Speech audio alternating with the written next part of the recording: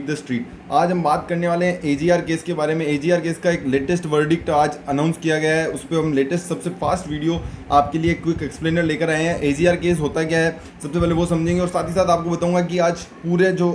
Judgement में क्या हुआ है और इससे बहुत ही बड़ा सेटबैक मिला है टेलीकॉम इंडस्ट्री को और साथ ही साथ बैंक्स को भी यहाँ पर कहीं ना कहीं बहुत बड़ा झटका लगा है। क्योंकि एजीआर क्या होता है, इज एडजस्टेड ग्रॉस रेवेन्यू, जो कि एक रेवेन्यू शेयरिंग फीस है टेलीकॉम कंपनी और सरकार के बीच में, जो सरकार टेलीकॉम कंपनी को सरकार को देना पड़ता है, जो 1999 में अनाउंस किया गया था। और in this course telecom are suppose to share a percentage of AGR, government को उनको शेयर करना पड़ता है क्योंकि वो यूज़ कर रहे हैं गवर्नमेंट की जो इंफ्रास्ट्रक्चर है उससे, और इसके चक्कर में उनको देना पड़ता था। अब डिस्प्यूट क्या था? डिस्प्यूट ये था कि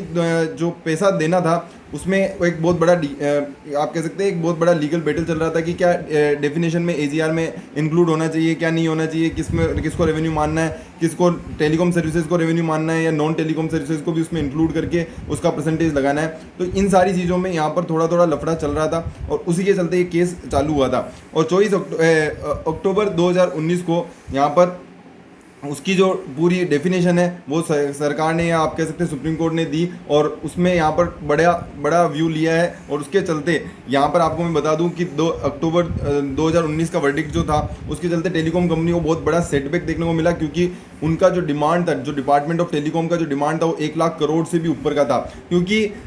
जो परसेंटेज ऑफ रेवेन्यू मांग रहे थे वो telecom services plus non telecom services दोनों को मिलाकर उसका जो परसेंटेज था वो उनका मानना था कि उस पर परसेंटेज लगना चाहिए, जबकि टेलीकॉम कंपनीज का मानना था कि नहीं, ऐसा नहीं होना चाहिए, केवल टेलीकॉम सर्विसेज जो रिलेटेड है वही उस पर परसेंटेज लगेगा। तो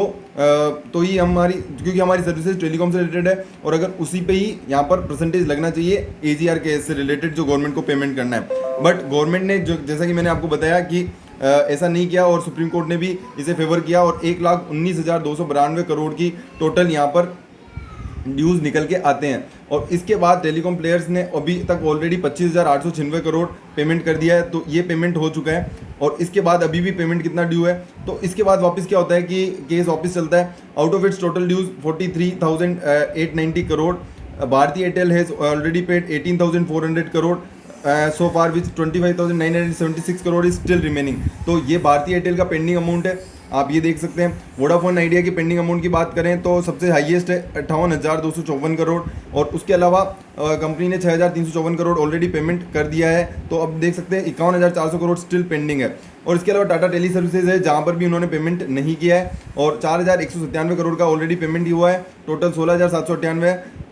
करोड़ है। और जियो के ड्यूज़ की बात करें तो 194.7 करोड़ है। तो ऑलरेडी आप देख सकते हैं कि कंपनी ने थोड़ा थोड़ा पेमेंट किया हुआ है, बट बहुत बड़ा चंक ऑफ पेमेंट है वो भी पेंडिंग है और वो करीबन आप कह सकते हैं 90,000 करोड़ के लमसम का निकल के आता है। और आज जो सेटबैक, आज जो सुप्रीम कोर्ट का डिसीजन है वो यहाँ पर बहुत ही बड़ा सेटबैक है टेलीकॉम कंपनीज के लिए, चाहे वो भारती एयरटेल हो और चाहे वो आप कह सकते हैं वोडाफोन आइडिया हो, क्योंकि ये दोनों बहुत ही आप कह सकते हैं जियो के आने के बाद बहुत ही इनकी हालत ख़राब चल रही थी और उसके बाद इस तरीके के जजमेंट कहीं ना कहीं इम्पेक्ट करेंगे इनकी वायबिलिटी को और कहीं ना कहीं वोडाफोन आइडिया यहाँ पर वर्ड्स ऑफ एक्सटेंशन भी आ सकता है। डिपार्टमेंट ऑफ टेलीकॉम ने मार्च में यहाँ पर सुप्रीम कोर्ट में गया और उसके बाद यहाँ पर एक प्रपोजल रखा कि स्टेगर्ड पेमेंट हमारे अगले 20 साल में चाहिए टेलीकॉम कंपनीज के साथ, और उसके चलते यहाँ पर बहुत सारी चीज़ें चल रही थी और बैंकरप्सी भी फाइल करने तक की बातें आ चुकी थी। तो कंपनीज ने कहा कि जो कैलकुलेशन की गई है डिपार्टमेंट ऑफ टेलीकॉम के द्वारा वो गलत की गई है और इसके चलते उन्होंने जो केस फाइल किया और उसको आज हम अभी एक्सप्लेन करने वाला हूँ मैं कि अभी जो केस हुआ था जिसमें अभी एलन राव जो कि जस्टिस थे, उन्होंने जो प्रोनाउंसमेंट दिया है कि अरिथमेटिकल एरर के रिगार्डिंग एजीआर डिमांड जो मांगी गई थी डिपार्टमेंट ऑफ टेलीकॉम ने के द्वारा, वहाँ पर कहीं ना कहीं वो बोल रहे हैं कि अरिथमेटिकल एरर है और कहीं ना कहीं यहाँ पर जो उनका जो मानना है, जैसे भारती एयरटेल का मानना है कि हमारी टोटल डिमांड 43,980 करोड़ है, जबकि अगर वो सेल्फ असेसमेंट कर रहे हैं तो 13,000 करोड़ ही आ रहा है और उन्होंने ऑलरेडी 18,000 करोड़ तो पेमेंट कर चुके हैं। तो सुप्रीम कोर्ट यहाँ पर देख सकते हो आप कितना बड़ा डिफरेंस है, एक बहुत ही बड़ा यहाँ पर डिफरेंस आप देख सकते हैं यहाँ पर निकल के आता है 43,890 करोड़ वर्सेस 13,400 करोड़ और ऑलरेडी इन्होंने पेमेंट कर दिया 18,000 करोड़ का। साथ ही साथ वोडाफोन आइडिया की बात करें तो 58,254 करोड़ का टोटल डिमांड निकल के आती है। वहीं अगर हम पेमेंट की बात करें तो 7,854 करोड़ का पेमेंट कर चुके हैं, बट अगर हम बात करते हैं सेल्फ असेसमेंट की तो 21,533 करोड़ ऑलरेडी इनका मानना है कि हमें पेमेंट करना है। तो आप देख सकते हैं कि बहुत बड़ा डिफरेंस है। आप देख सकते हैं यहाँ पर करीबन आप कह सकते हैं 40,000 करोड़ का, लगभग 3 गुना से ज़्यादा का डिमांड है वो यहाँ पर मांगी जा रही है। तो और यहाँ पर भी आप देख सकते हैं 13x3 अगर हम करते हैं तो करीबन 3 गुना से ज़्यादा की डिमांड है। तो इनका मानना है कि कहीं ना कहीं ये जो है वो भारतीय एयरटेल और वोडाफोन आइडिया केस में ज़्यादा डिमांड कर रही है सरकार, और इसके चलते उन्होंने यहाँ पे केस जो है वो फाइल किया था। और केस जब फाइल किया तो अब वोडाफोन आइडिया का मानना है कि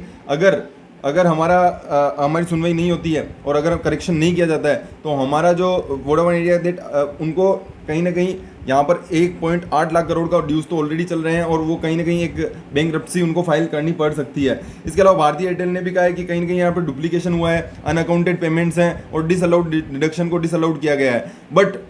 सुप्रीम कोर्ट ने यहाँ पर जो अब जजमेंट की, मैं जो फाइनल जजमेंट की बात कर रहा हूँ, वो सुप्रीम कोर्ट ने आज बोला है कि भारतीय एयरटेल और वोडाफोन आइडिया जो भी कर रहे हैं आपने इससे पहले बताना चाहिए था। आप बार बार चाहते हैं कि आप बार बार जजमेंट को चेंज करना चाहते हैं, जबकि सुप्रीम कोर्ट यहाँ पर जजमेंट चेंज करने नहीं बैठा है जो दिन भर यहाँ पर जजमेंट चेंज करेगा। मतलब ये उन्होंने उनकी लैंग्वेज में, जो लोकल लैंग्वेज में, मैं आपको सिंपल लैंग्वेज में बता रहा हूँ कि भारतीय एयरटेल और वोडाफोन आइडिया के लिए बहुत बड़ा सेटबैक है, क्योंकि सुप्रीम कोर्ट ने प्लिया को डिसमिस कर दिया है और साथ ही साथ बताया है कि जो चीज़ें चल रही है वो ऑलरेडी अगर आप एग्जिस्टिंग समय में अगर आप पहले बताते तो कहीं ना कहीं चीज़ों को सही किया जा सकता था। बट अब देखना होगा कि कहीं ना कहीं एयरटेल और वोडाफोन आइडिया कहीं ना कहीं मेरे को लगता है कि आने वाले समय में एक और प्लिया फाइल करेगी, क्योंकि देखो रिव्यू करना बहुत ज़रूरी है। वोडाफोन आइडिया जिस तरीके से चल रही है कहीं ना कहीं वो बिल्कुल ख़त्म हो जाएगी अगर इसी तरह की चीज़ें चलती रही तो यहाँ पर ये सारी चीज़ें निकल के आ रही है आज के AGR केस के अपडेट के बारे में। अगर आपको किसी भी तरह की ऐसे फास्टेस्ट अपडेट चाहिए तो आप टेलीग्राम ग्रुप को ज्वाइन कर सकते हैं। सर्च करें beat the street, BEATTHE street. और अगर आपको कोई भी चीज़ की आपको लगता है कि आपको शेयर मार्केट से रिलेटेड कोई भी चीज़ की यहाँ पर नीड है तो आप इस नंबर पर कॉन्टैक्ट कर सकते हैं, व्हाट्सअप कर सकते हैं हमें। और साथ ही साथ आप एक और चीज़ कर सकते हैं, व्हाट्सअप का लिंक नीचे डिस्क्रिप्शन में भी है, वहाँ से ज्वाइन कर सकते हैं, ट्विटर ज्वाइन कर सकते हैं। और टेलीग्राम पर आपको सबसे फास्टेस्ट अपडेट, हमारी पूरे इंडिया में जो सबसे फास्टेस्ट अपडेट है आपको वहाँ देखने को मिल जाती है। तो वो एक बहुत ही बढ़िया चीज़ है मेरे हिसाब से, जो आपको सभी को ज्वाइन करनी चाहिए। बाकी ये नंबर आप लिख लें, आपको किसी भी तरह की कोई भी क्वेरी हो तो आप वहाँ पर ज्वाइन कर सकते हैं। व्हाट्सअप हमारी जो सर्विसेज है वो ज्वाइन कर सकते हैं। तो अगर आपको वीडियो पसंद आया तो लाइक करें, शेयर करें, सब्सक्राइब करें इसी तरह की लेटेस्ट अपडेटेड वीडियो के लिए। बाकी क्वार्टर